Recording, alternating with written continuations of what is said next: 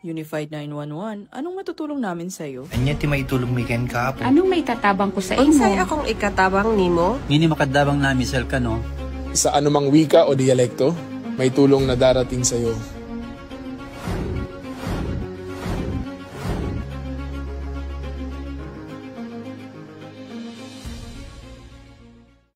Lilingkod sa bawat Pilipino at magbibigay ng tamang impormasyon para sa tahimik at maayos na Pilipinas. Police News Network, alagad ng batas, tagapagtaguyod ng balitang pulis, sandigan ng mamamayan, patnubay ng katotohanan.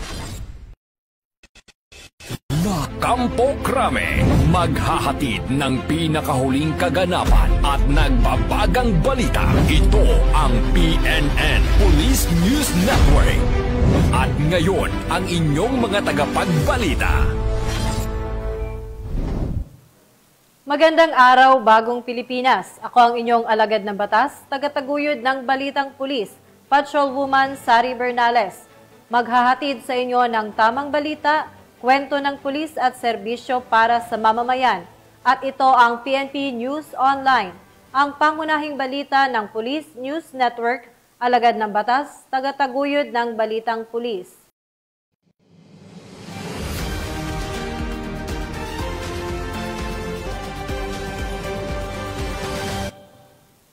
Narito ang mga balitang dapat niyong abangan.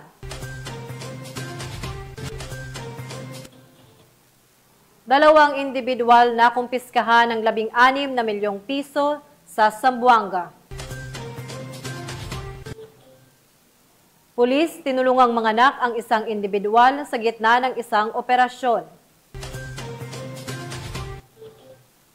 At mahigit 3,000 halaga ng ilegal na droga nasamsam sa Negros Occidental.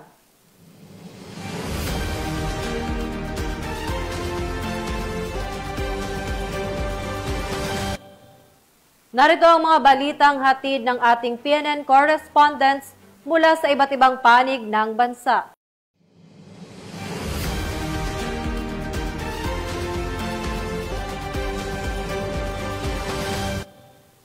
Simulan natin ang balita mula sa bahagi ng Luzon.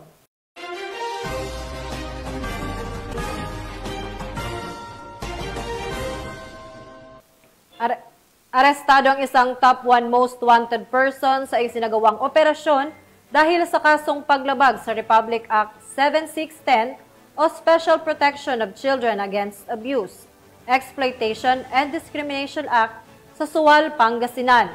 Police Corporal Joanna Marie de los Santos sa balita. Arestado ang babaeng ito na tinaguri ang top 1 most wanted person sa ikinasang joint operation ng Sual Municipal Police Station, Banban Municipal Police Station, Tarlac at Maritime Police Station sa Barangay Kamagsingalan, Sual, Pangasinan. Kinilala ni Police Captain John C. Ramos, officer in charge ng Sual MPS, ang suspect sa pangalang Marie, 36 anyos, isang housewife at residente ng nasabing barangay. Siya ay inaresto sa bisa ng warrant of arrest na nilagda ni Honorable Sara Bacolod Vidania de los Santos, presiding judge ng Regional Trial Court, 3rd Judicial Court, Branch 109, Capas, Tarlac. Haharap ang suspect sa kasong paglabag sa Republic Act 7610 o Special Protection of Children Against Abuse, Exploitation and Discrimination Act sa ilalim ng Criminal Case Number L-9770 na may itinakdang piyansa na 80,000 pesos. Matapos mahuli, agad na isinailalim ang suspect sa physical at medical examination bago tuluyang dalhin sa kustodiya ng Sual MPS para sa tamang disposisyon. Tiniyak naman ng pulisya na magpapatuloy ang kanilang masinsinang operasyon laban sa mga wanted persons upang mapangalagaan ang kapayapaan at kaligtasan ng komunidad. Mula dito sa Ilocos Region, ako ang inyong PNN correspondent, Police Corporal Joanna Marie de los Santos, alagad ng batas, tagataguyod ng Balitang Pulis. Maraming salamat, Police Corporal de los Santos.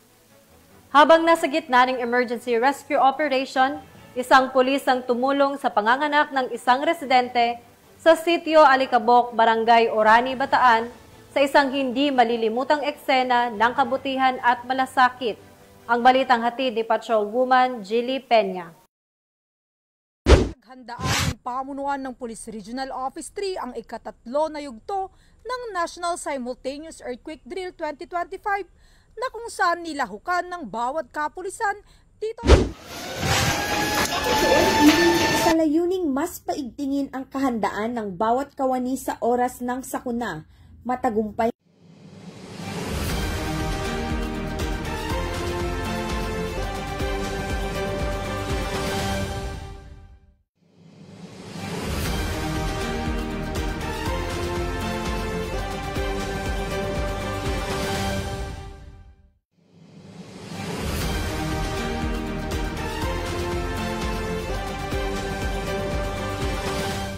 Handaan ng pamunuan ng Police Regional Office 3 ang ikatatlo na yugto ng National Simultaneous Earthquake Drill 2025 na kung saan nilahukan ng bawat kapulisan dito sa Camp Captain Julian Olivas, City of San Fernando, Pampanga. Ang buong paghahanda na pinangunahan ni Police Colonel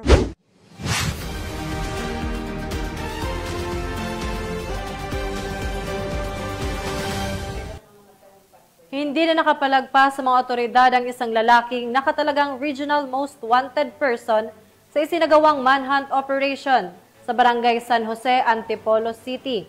Ibabalita yan ni Patrolwoman Jevie Marie Famoso. Ang ikaapat sa provincial level most wanted person matapos ang ikinasang operasyon ng tracker team ng Antipolo Component City Police Station sa Barangay San Jose, Antipolo City. Kinilala ang suspect sa alias na Fredo, 43 anyos, residente ng naturang barangay. Inaresto siya sa bisa ng warrant of arrest para sa 3 bilang ng acts of lasciviousness na may kaugnayan sa Republic Act 7610 o Special Protection of Children Against Abuse, Exploitation and Discrimination Act. Ang warrant ay inilabas ng Family Court Branch 17 sa Antipolo City na may nakalaang 200,000 piso na piyansa sa bawat kaso. Matapos maaresto, agad na ipinaalam sa akusado ang kanyang mga karapatan at dinala sa kustodiya ng Antipolo Component City Police Station. Ang kopya ng warrant ay kaagad ding isinumiti sa korte. Ang matagumpay na operasyon ay bahagi ng pinaigting na kampanya ng Rizal Police laban sa mga most wanted persons at kriminalidad upang mapanatili ang kapayapaan at kaligtasan sa lalawigan. Mula dito sa Calabarzon, ako ang inyong Police News Network Correspondent, Patrolwoman Jevie Marie Famoso, alagad ng batas, tagataguyod ng balitang pulis. Maraming salamat, Patrolwoman Famoso. Sama-samang nakilahok ang iba't ibang unit ng pambansang pulisya sa isinagawang nationwide simultaneous earthquake drill na layong palakasin ang kahandaan ng mga mamamayan sa oras ng sakuna. Ang balita hatid ng ating mga PNN correspondent. Sa layuning mas paigtingin ang kahandaan ng bawat kawani sa oras ng sakuna, matagumpay na isinagawa ang 3rd quarter National Simultaneous Earthquake Drill sa Police Regional Office 2 nitong hapon ng ika-11 ng Setyembre taong kasalukuyan. Pinangunahan ni Police Colonel Alberto Calimag, Chief Regional Community Affairs and Development Division, katuwang ang Bureau of Fire Protection sa naturang aktibidad na nilahukan ng mga tauhan ng Pro 2. Kasama sa ginanap na earthquake drill ang pagpapatunog ng alarma bilang hudyat ng simulation, ang pagsasagawa ng duck, cover and hold ng mga personnel, at ang agarang paglikas patungo sa itinalagang evacuation area. Sinundan ito ng maayos na accounting ng mga tauhan upang matiyak na ligtas at kumpleto ang lahat. Nagbigay rin ng critics and assessment ang BFP personnel sa ginawang drill upang mapahusay pa ang mga pamamaraan at masiguro ang mabilis at organisadong aksyon ng Pro 2 sakaling maranasan ang aktwal na lindol. Binigyang diin naman ni Police Colonel Calimag na ang naturang pagsasanay ay hindi lamang formalidad kundi isang mahalagang paalala na ang kahandaan at disiplina ang susi upang mapangalagaan ang buhay at kaligtasan ng bawat isa. Anya, mahalagang manatiling alerto at laging handa upang makaiwas sa trahedya at upang masiguro ang kaligtasan ng komunidad na ating pinaglilingkuran. Patuloy ang pambansang pulisya sa pagsusulong ng kahandaan at kaligtasan para sa isang ligtas at matatag na bagong Pilipinas. Mula dito sa Lambak ng Cagayan, ako ang inyong PNN correspondent, Patrolwoman Lainey Lorenzo, alagad ng batas, tagataguyod ng Balitang Pulis. Ang Police Regional Office 5 o PRO 5 sa isinagawang third quarter nationwide simultaneous earthquake drill na ginanap nitong September 11 taong kasalukuyan, ganap na alas 4 ng hapon sa Camp General Simeon Ayala, Legazpi City.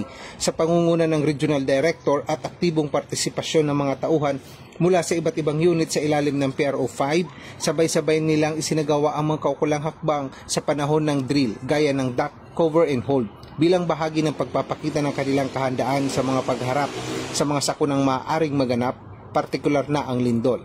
Ayon sa pamunuan ng PRO 5, ang aktibidad ay bahagi ng pinaigting na hakbangin upang masukat, mapabuti at lalo pang mapalakas ang kakayahan ng kapulisan sa disaster preparedness at emergency response. Bahagi rin ito ng masusing paghahanda upang matiyak ang kaligtasan hindi lamang ng kanilang hanay, kundi pati na rin ng mamamayang kanilang pinaglilingkuran sa buong rehiyong Bicol. Ang PRO 5 ay patuloy na nakikisa sa mga pambansang inisyatibo na may kinalaman sa kahandaan at sa kalamidad bilang bahagi ng kanilang advokasya para sa isang ligtas, matatag at maayos na komunidad. Dito sa Legazpi City, Albay, ako ang inyong PNN Correspondent Police Staff Sergeant Quintana, alagad ng batas, tagataguyod ng Balitang Pulis. Matagumpay na isinagawa ng Police Regional Office Bar sa pangunguna ni Police Brigadier General Jason C. Guzman, Regional Director, ang third quarter National Simultaneous Earthquake Drill 2025 sa Camp Brigadier General Saripada kay Pindaton, Parang, Maguindanao del Norte. Nito lamang ika-11 ng Setyembre taong kasalukuyan. Sa pakikipagtulungan ng Bureau of Fire Protection Bar at ng Local Disaster Risk Reduction and Management Office, nakatuon ito sa pagpapalakas ng kahandaan at kakayahan sa pagtugon sa sakuna. Ito ay nagpapakita ng tamang pagsasagawa ng duck, cover and hold na mahalaga upang maiwasan ang mga pinsala sa panahon ng lindol. Kasama rin sa aktibidad ang mga pagsasanay sa post-earthquake scenario gaya ng search and rescue operations at medical response upang mapahusay ang koordinasyon ng mga ahensya. Bahagi ng nationwide drill na ito na mas mahalaga na kampanya para ihanda ang mga komunidad upang mabawasan ang panganib sa mga lindol at mga posibleng biktima.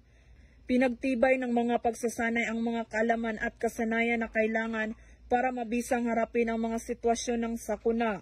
Ang aktibong pakikilahok ng ProBar, BFP Bar at iba pang sangay ng gobyerno ay nagpapatunay na nagkakaisang pagsisikap ng mga ahensya ng gobyerno upang tiyakin ang kaligtasan ng komunidad at kahandaan sa panahon ng emerhensya. Ang inisyatibong ito ay kakibat ng pambansang pananaw ng bagong Pilipinas tungo sa mas ligtas at mas handang bansa laban sa mga sakuna. Mula rito sa rehiyon ng Bangsamoro, ako ang inyong Police News Network Correspondent, Patrolwoman Maricris Algabre, alagad ng batas, tagataguyod ng Balitang Pulis.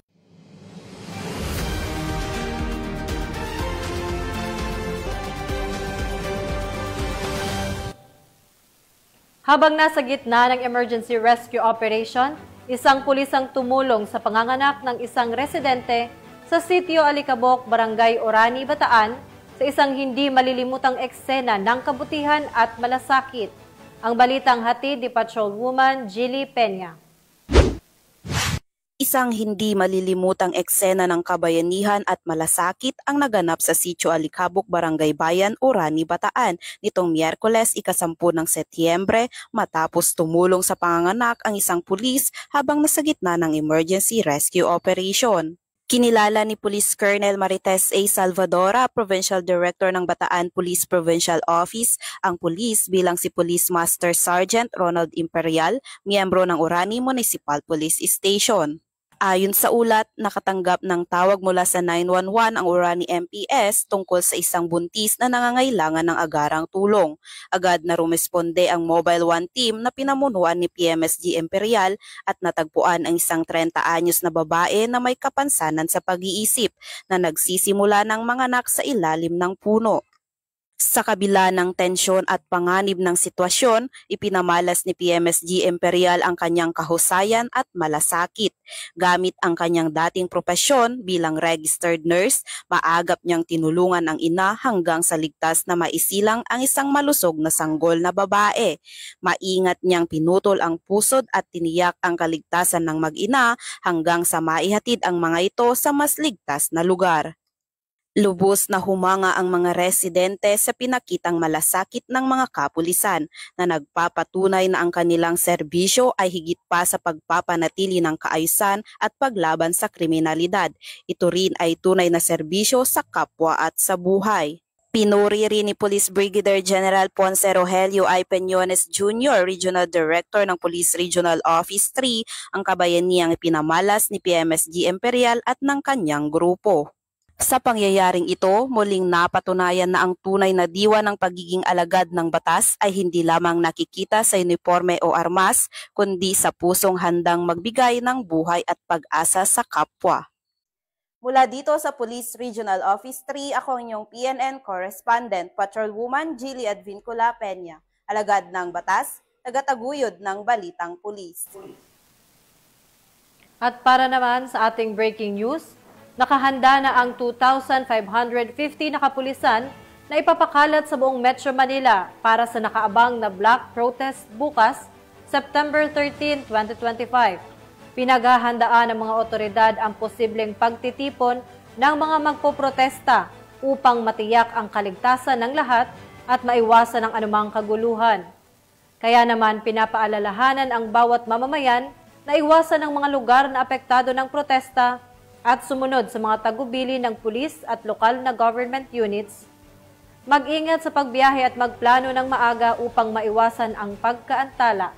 Para sa mga motorista, asahan ang posibleng road rerouting at traffic dahil sa ilang bahagi ng Metro Manila.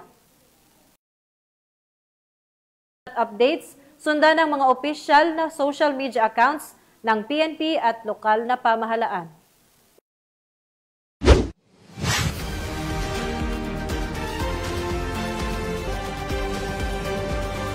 Ng mga kapulisan ng 68,000 pisong halaga ng ilegal na droga mula sa 2 menor de edad sa ikinasang buy-bust operation sa Cebu City. Yan ang tinutukang balita ni Patrolwoman Annalyn Canoog. Nasabat ng mga otoridad ang nasa 68K na halaga ng hinihinalang shabu mula sa 2 menor de edad sa nilunsad na buy-bust operation sa Sitio Bato, Barangay Ermita, Cebu City nitong Miyerkules, 10 ng Setyembre sa taong kasalukuyan. Kinilala ni Police Major Tom Ed Tagui II, Station Commander ng Police Station 5, Cebu City Police Office, ang mga suspect na sina alias Makoy, 17 anyos at alias Arnold, 15 anyos, kapwa residente na nabanggit na lugar. Dako alas 2:20 ng hapon na magsagawa ng buy-bust operation operatiba na kung saan naaresto ang mga suspect. Nakuha mula sa kanila ang 9 na pakete na hinalang shabu na aabot sa 10 gramo at may standard drug price sa 68,000 pesos at buy-bust money. Agad na dinala ang mga suspect sa nasabing himpilan para sa dokumentasyon at tamang disposisyon. Matagumpay pong nakapagsagawa ng buy-bust operation ang ating Station Drug Enforcement Unit sa Sitio Bato, Barangay Ermita, Cebu City nitong alas 2 ng hapon, September 10, 2025. Sa nasabing operasyon ay naaresto ang 2 minor de edad. Muling pinapaalalahanan ng Carbon Police Station 5 ang publiko, lalong-lalo na sa ating nakasasakupan, partikular sa mga kabataan at kanilang mga magulang, na iwasan at labanan ang tukso ng paggamit at pagbebenta ng ipinagbabawal na gamot. Ang droga ay hindi lamang nakakasira ng kinabukasan, kundi nagiging sanhi din ito ng krimen at iba pang kaguluhan sa ating komunidad. Naniniwala ang Carbon Police Station 5 na ang tagumpay laban sa iligal na droga ay nakasalalay hindi lamang sa aksyon ng ating kapulisan, kundi sa pakikiisa na rin ng ating komunidad. Patuloy ang maigting na kampanya ng kapulisan laban sa iligal na droga bilang bahagi ng advokasya para sa ligtas at maayos na pamayanan sa ilalim ng bagong Pilipinas. Mula dito sa Cebu City, ako ay yung PNN correspondent, Patrolwoman Annalyn N. Canoog, alagad ng batas, tagataguyod ng Balitang Pulis. Maraming salamat, Patrolwoman Canoog. Nasamsamang mahigit 300,000 pisong halaga ng iligal na droga sa ikinasang buy-bust operation sa Sagay, Negros Occidental. Patrolwoman Ladylin Bansagon sa report. Ang dating member ng Philippine National Police ay naaresto sa ikinasang buy-bust operation ng Police Regional Office Negros Island Region sa Purok Doldol, Barangay Poblacion 2, Sagay City.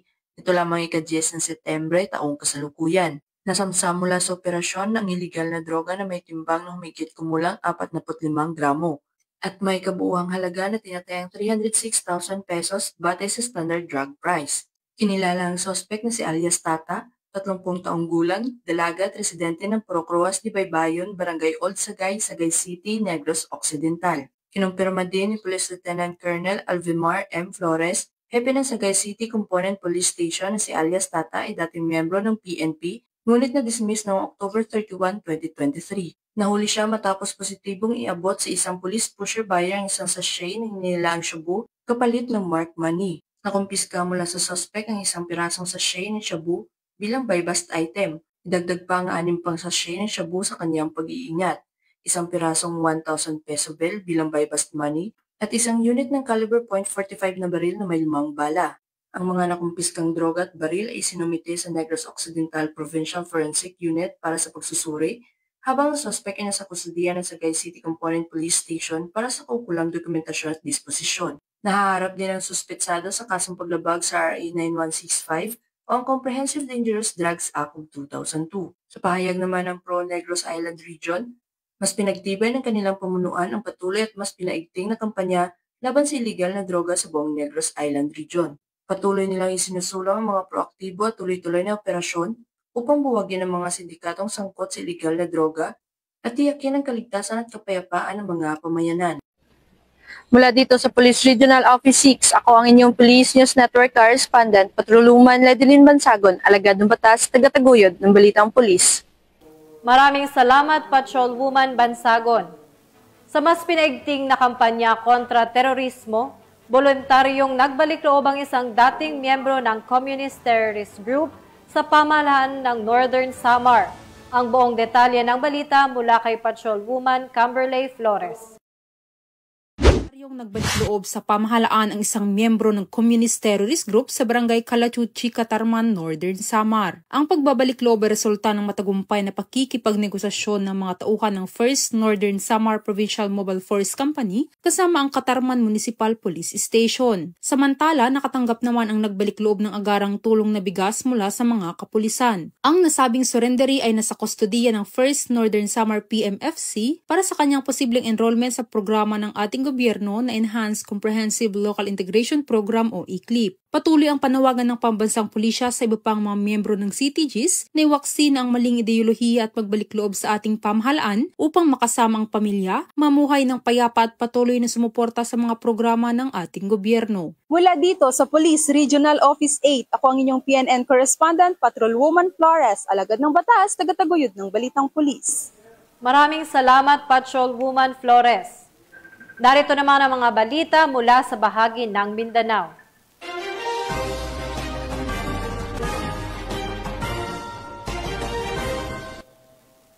Naging matagumpay ang isinagawang anti-smuggling operation ng mga kapulisan sa Zamboanga na nagresulta sa pagkakahuli ng 2 individual at pagkakakumpiska ng 16 na milyong piso.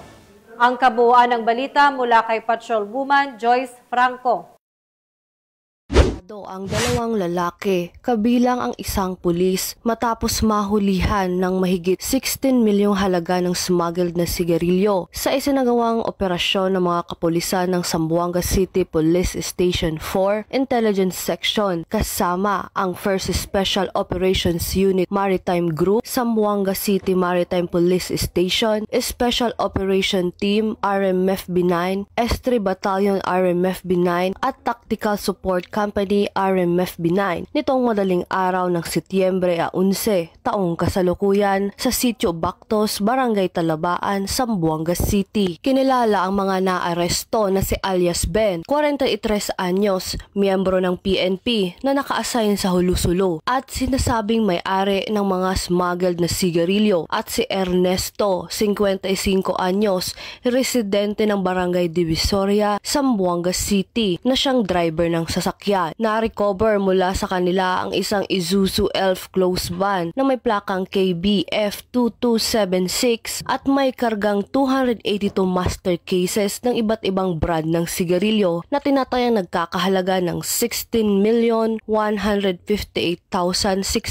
pesos. Ang mga sospek ay kasalukuyang nasa kustodiya ng Zamboanga City Police Station 4, habang ang nakumpiskang kontrabando at sasakyan ay isinalalim na sa Bureau of Customs para sa wastong disposisyon. Pinuri ni Police Brigadier General Eliezer P. Mata, Regional Director ng Police Regional Office 9, ang matagumpay na operasyon laban sa smuggling at binigyan diin ang kahalagahan ng pagpapatuloy ng mga hakbang kontra iligal na kalakalan sa rehiyon. Ayon kay Police Brigadier General Mata, malinaw na ipinapakita ng operasyon ang matatag na paninindigan ng kapulisan na protektahan ang maritime borders at pigilan ang pagpasok ng mga smuggled goods na nakakasama sa mga ekonomiya at lehitimong kalakalan ng bansa. Patuloy ang investigasyon upang alamin ang lawak ng operasyon ng smuggling at ang posibleng pagkakasangkot ng ibang pang personalidad sa naturang iligal na aktibidad. Mula dito sa Zamboanga Peninsula, nagbabalita, ako ang inyong PNN correspondent, Patrolwoman Joyce Franco, alagad ng batas, tagataguyod ng balitang pulis. Maraming salamat, Patrolwoman Franco. Nahuli ng mga otoridad ang babaeng 37 anyos sa ikinasang operasyon sa Villanueva, Misamis Oriental at nahaharap sa kasong paglabag sa Republic Act 9165 o ang Comprehensive Dangerous Drugs Act of 2002. Nakibalita dyan si Patrolwoman Riame Sanchez. Isang bypass operation, ang isang 36 anyos na babae sa Purok Gis, Banban, Barangay Loc, Villanueva, Misamis Oriental. Ang naturang operasyon ay pinangunahan ni Police Major Francis Obregado, officer in charge ng Villanueva Municipal Police Station, kasama ang isang confidential agent at mga tauhan ng Villanueva Municipal Police Station. Na-recover mula sa suspect ang 11 gramong hinihinalang shabu na may standard drug price na 74,800 pesos at iba pang mga paraphernalia. Nasa kustodiya na ng kapulisan ang suspect kasama ang mga nakumpiskang ebidensya para sa kaukulang disposisyon at maharap sa kasong paglabag sa RA 9165 o Comprehensive Dangerous Drugs Act of 2002. Ang kapulisan ng Rehiyon 10 ay hindi titigil sa pagpapaigting kontra iligal na droga para sa seguridad at kaligtasan ng mamamayan. Mula dito sa Camp Capistrano, Busa, Cagayan de Oro City, ako ay inyong Police News Network correspondent, Patrolwoman Riame P. Sanchez, alagad ng batas, tagataguyod ng balitang pulis. Maraming salamat, Patrolwoman Sanchez. Nasa kote ang mahigit 100,000 pisong halaga ng shabu mula sa isang individual na tinaguriang top 5 high-value individual sa Davao City. Patrolwoman Shaira Rose Aquino, ibalita mo. Pang-5 sa listahan ng mga high-value individual sa lungsod matapos ang matagumpay na operasyon ng MAA Police Station kung saan ay nakumpiska sa operasyon ng tinatayang 15 gramo ng hinihinalang shabu na may kabuang halagang 102,000 pesos. Kinilala ang suspect sa alias na J, 32 anyos, residente ng Purok 13, Bugak, Barangay Maa, Davao City at isang recidivist o dati nang nahatulan sa kaparehong kaso. Nadakip siya sa isang buy-bust operation dakong alas 10:50 ng umaga ng Setyembre 11 sa Purok 42, Midland Village ng parehong barangay. Sa kasalukuyan, nasa kustodiyan na ng MAA Police Station ang suspect at nahaharap sa kasong paglabag sa Section 5 at Section 11 ng Republic Act No. 9165 o ang Comprehensive Dangerous Drugs Act of 2002. Ang pagkakaaresto sa isang high-value individual ay nagpapakita ng patuloy na determinasyon ng kapulisan na tapusin ang operasyon ng iligal na droga sa lungsod. Mula rito sa Police Regional Office 11, ako ang inyong PNN correspondent, Patrolwoman Shaira Rose Aquino, alagad ng batas, tagataguyod ng balitang pulis. Maraming salamat, Patrolwoman Aquino. Pinangunahan ng Sultan Kudarat Police Provincial Office ang isinagawang opening ceremony ng 3-day Barangay Peacekeeping Action Team sa ginanap na Municipal Hall ng Lutayan, Sultan Kudarat. Ang buong detalye ng balita mula kay Patrolwoman Vina Morales. Pinangunahan ng Sultan Kudarat Police Provincial Office ang pagbubukas ng 3 araw na Barangay Peacekeeping Action Team Training na isinagawa sa Municipal Hall, Barangay Tamnag, Lutayan, Sultan Kudarat. Ito lamang ika-10 ng Setyembre taong kasalukuyan. Pinangunahan ni Police Colonel Bernard L. Lau, Provincial Director ng Sultan Kudarat PPO, ang pagbubukas ng naturang aktibidad. Dumalo din ang lokal na pamalaan ng Lutayan sa ilalim ng pamumuno ni Municipal Mayor Honorable Dato Yasin S. Mangoda Dato at nagbigay din ng suporta ang Lutayan Municipal Police Station. Nasa 79 na mga miyembro ng DPAT mula sa 11 na barangays ng Lutayan ang isinailalim sa training na nakatutok sa community policing, disaster preparedness at epektibong diskarte sa pagtugon upang mapanatili ang kapayapaan at seguridad sa komunidad. Sa seremonya, inihatid ni Police Colonel Lau ang kanyang mga mensahe ng suporta na nagbibigay diin sa kahalagahan ng pagkakaisa sa pagpapaunlad ng kapayapaan at kaayusan. Mula dito sa Rehiyon 12, ako ang inyong PNN Correspondent, Patrolwoman Vina Morales, alagad ng batas, tagataguyod ng Balitang Pulis. Maraming salamat, Patrolwoman Morales. Matagumpay na naisakutuparan ang isinagawang Declamation and Poster Making Contest kaugnay sa paggunita ng 31st National Crime Prevention Week na ginanap sa Pro 13 Multipurpose Center, Camp Colonel Rafael C. Rodriguez, Butuan City. Ibabalita yan ni Patrolwoman K. Francisco. Namayagpag ang Butuan City Police Office matapos masungkit ang unang pwesto sa parehong declamation at poster making contest bilang bahagi ng pagdiriwang ng 31st National Crime Prevention Week na ginanap sa Police Regional Office 13 Multipurpose Center, Camp Colonel Rafael C. Rodriguez, Butuan City, nito lamang Setyembre taong kasalukuyan. Dinaluhan ng mga estudyante, magulang at coaches mula sa iba't ibang probinsya ng Caraga. Ang aktibidad na layong mahikayat ang kabataan na makibahagi sa kampanya laban sa krimen at maipamalas ang kanilang talento. Sa declamation contest ay nagwagi ng unang pwesto si Miesha Ray Estranolia mula sa Agusa National High School. Samantala sa poster making contest ay unang pwesto ang nasungkit ni Riza Angel H. Rolio mula rin sa nasabing paaralan. Ang selebrasyon ay pinangunahan ng Police Regional Office 13 sa pamumuno ni Police Brigadier General Marshal Mariano P. Maestrado IV, Regional Director ng Police Regional Office 13. Mula rito sa rehiyon ng Caraga, ako yung PNN Correspondent, Patrolwoman K. Francisco, alagad ng batas, tagataguyod ng Balitang Pulis. Maraming salamat, Patrolwoman Francisco. At yan ang mga balitang nakalap ng ating PNN correspondents mula Luzon, Visayas at Mindanao. Sa ngalan ng pamunuan ng Pambansang Pulisya, sa pangunguna ni Acting Chief PNP Police Lieutenant General Jose Melencio Nartates Jr. at sa pamumuno ni President Ferdinand Bongbong Marcos Jr., kami ay maglilingkod sa bawat Pilipino at magbibigay ng tama at balanseng balita sa bagong Pilipinas. Mula rito sa tanggapan ng tagapag-ugnay ng Pambansang Pulisya, kami ang inyong alagad ng batas, tagataguyod ng Balitang Pulis. Maghahatid sa inyo ng tamang balita, kwento ng pulis at serbisyo para sa mamamayan. At ito ang PNP News Online, ang pangunahing balita ng Police News Network.